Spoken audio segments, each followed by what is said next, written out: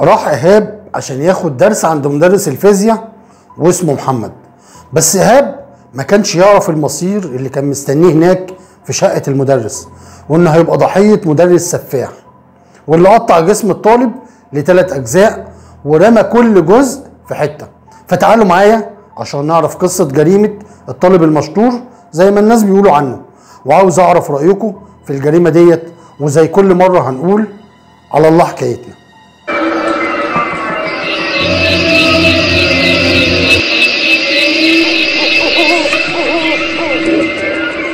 I will eat you.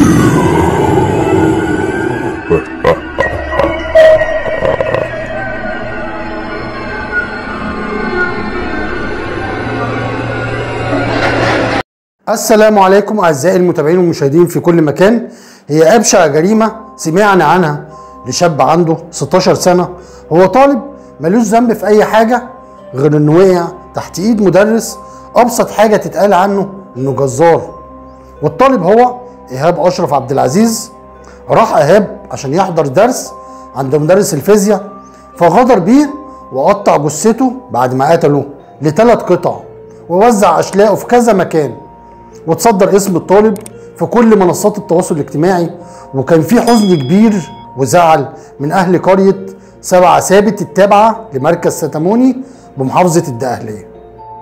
وكانت البداية لما اكتشفوا حتة من الجزء السفلي للمجني عليه جوه شكارة، وتم دفنها في جنازة كبيرة.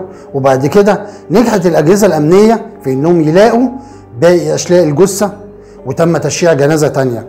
والجريمة اللي شغلت الرأي العام كله في الأيام اللي فاتت دارت أحداثها لما خرج إيهاب أشرف عبد العزيز من بيته رايح لبيت الراجل اللي قتله، وهو المدرس محمد عين، عنده 26 سنة، واللي كان معروف في قريته عند الناس كلها إنه أشطر مدرس في مادة الفيزياء بتاعته.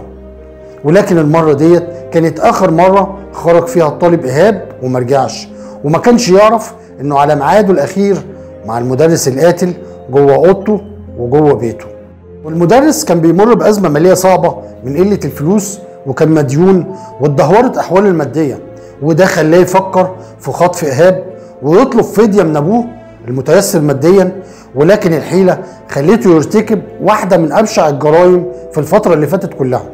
كان مجهز المدرس القاتل الخطة وترصد بالمجني عليه، وأول ما دخل البيت وبالتحديد جوه الأوضة اللي بياخدوا فيها الدرس راح ضربه، وكان مجهز حبل وربطه وقعد يضرب فيه. وبعد كده اتصل بوالده من رقم تليفون مش معروف لأي حد وطلب منه مبلغ كبير، ووافق والد الطالب إيهاب. ولكن الخوف اللي حس بيه المدرس عشان الطالب كان عارفه وصله انه يقتل المجني عليه ويمثل بجثته ويقطعها ل3 أجزاء. النص اللي من تحت حطه في شكارة وتخلص منه في منطقة بحر التبين، وحط الأحشاء في كيس بلاستيك، والجزء اللي فوق اتخلص منه في حتة اسمها ترعة في منطقة 21 الأمل بحفر شهاب، وعلى بعد خطوات من الجزء اللي فوق، وحط الراس جوه كيس بلاستيك اسود ورماه هو كمان في المصرف. وراح يدور مع اهله على ايهاب عشان يرجعه لبيته تاني، يعني يقتل القتيل ويمشي في جنازته. والله زمن عجيب. وفضل اهل ايهاب يدوروا على ابنهم وعندهم امل انه هيرجع لحد واحد من الناس ما شاف الجزء اللي تحت من جثة ايهاب مرمي في قطعة ارض، وبلغ الشرطة، واستدعت الشرطة اهل المجني عليه ايهاب عشان يتعرفوا عليه. وفعلا اتعرفوا عليه من هدومه عشان يتحول الامل في رجوع ابنهم لجحيم، ومحتاجين بس يلاقوا باقي اشلاءه. بعدها صرحت النيابه بدفن الجزء اللي لقوه وتسليمه لاهله عشان يكملوا اجراءات الدفن. وخرجت جنازه مهوله ودفنوا اهالي القريه وسط صريخ وعياط من اهل الطالب. وبسرعه بدات اداره البحث الجنائي وقطاع الامن العام بمديريه امن الدقهليه عشان كشف تفاصيل الجريمه. وبتتبع خط سير المجني عليه الطالب ايهاب اتبين انه اخر مكان كان موجود فيه هو بيت مدرس الفيزياء، وتوجهت الشبهات والاتهامات على المدرس. وفعلا تم استصدار اذن من النيابه العامه عشان تفتيش بيته، وفعلا حصل. وفي خلال عمليات التفتيش لقوا حته من الخيشه اللي عليها دم، وهي نفس الخيشه اللي لقوها مع الجزء السفلي للمجني عليه ايهاب. ولما بداوا يضيقوا الخناق على مدرس الفيزياء القاتل وانهم يطبقوا الدم اللي على قطعه الخيش ودم المجني عليه، اتبين انها نفس الفصيله وبمواجهة المتهم اعترف بجريمته الوحشية وان هو اللي قام بقتل الطالب اللي اتعرف في الاعلام باسم طالب الدقهلية المشهور، وتقطيع جثته لاشلاء، وبدأ يساوم والده وطلب فدية لانه كان بيمر بظروف مالية صعبة، وبدأ يرشدهم عن الجزء العلوي من جسم المجني عليه وكمان مكان ما تخلص من الراس، وفعلا بدأوا يجمعوا الأجزاء الجسم وتم اتخاذ الإجراءات القانونية ضد المجرم.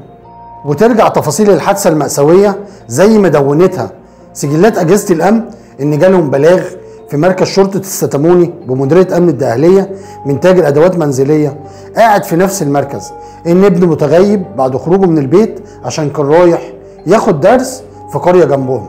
ولما حاول الأب إنه يتصل على تليفون ابنه رد عليه شخص مجهول وقال له إن ابنه مخطوف عنده وطلب منه فدية مبلغ 100,000 جنيه عشان يرجع ابنه.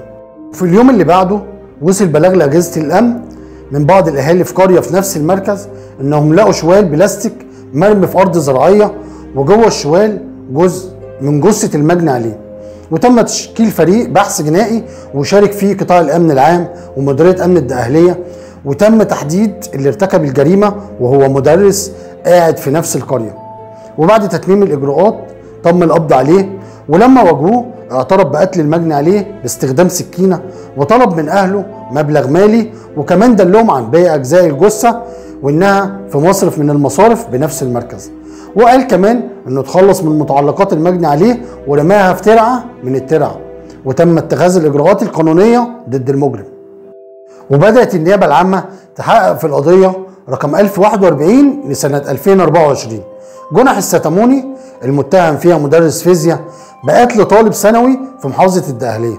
وقالت النيابة العامة في بيان إن جالهم اخطار من مركز شرطة الستاموني بتاريخ 14/2/2024 الساعة 6 مساء بالعثور على جزء سفلي لجسم آدمي غير معروف، وتم نقل بمعرفة الأهالي لمستشفى بالقاس العامة، واتنقلت النيابة عشان تعاين مسرح الواقعة واللي تبين إنها أرض زراعية مليانة بالمية. واستمعت النيابة العامة لأقوال والد المجني عليه اللي قرر إن الجثة لابنه، وقال إن ابنه كان رايح ياخد درس عند حد من المدرسين، ولما أبوه اتصل على تليفون المحمول أكتر من مرة رد عليه شخص مجهول وعرفه إنه خطف ابنه وطلب منه فدية 100,000 جنيه. وتوصلت التحريات إن اللي ارتكب الجريمة المدرس بتاعه، وتم القبض عليه، وبعد التحقيق معاه تم تحويله لمحكمة الجنايات. واستنوني في حلقة تانية عشان نشوف حكم المحكمة هيوصل لإيه، بس أكيد العدل هياخد مجراه وهيتقدم لحبل الإعدام. وعايز أعرف رأيكم في المجرم ده وإيه هيكون عقابه. يا ريت الحلقة تكون عجبتكم وأكون قدرت أقدمها بكل تفاصيلها، ويا ريت ما تنسونيش في اللايك والاشتراك في القناة لو مش مشترك عندي. ولكم مني جزيل الشكر والاحترام، المحارب البارز. شكرا لكم.